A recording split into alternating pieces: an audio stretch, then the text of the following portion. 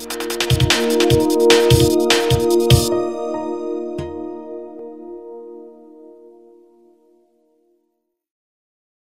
interested in what anthropology can say about how mass media circulates locally, nationally, and internationally. And part of what I imagine my job to be as an academic is to think about how ethnography, which is a genre that's about studying cross-cultural context, how ethnography can help us gain a more nuanced understanding of mass media technology and the very mass mediation that explains contemporary social life around the world.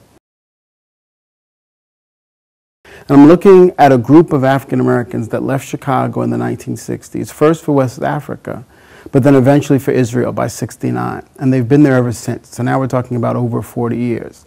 But not only are they in southern Israel, they're all over Israel, north to south.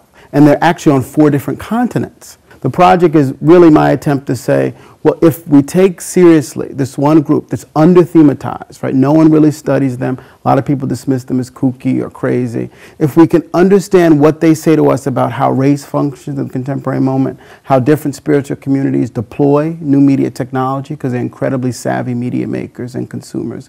And also if it can get us to reconceptualize what we mean by diaspora. In this instance, both the so-called African diaspora and the Jewish diaspora, in that they try to bring these two things together.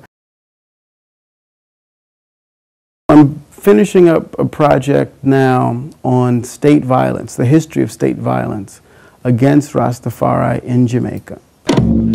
I confident the power of Il Selassie Rastafari to deliver.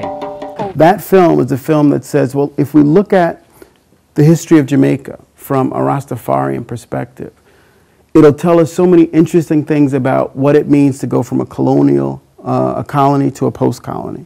It'll tell us some fascinating things about how every new state negotiates its more marginal, vulnerable, even potentially threatening communities.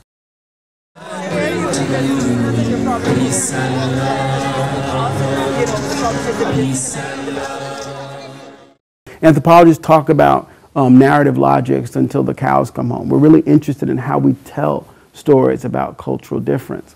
But I think film just makes that preoccupation so much more acute, so much more important.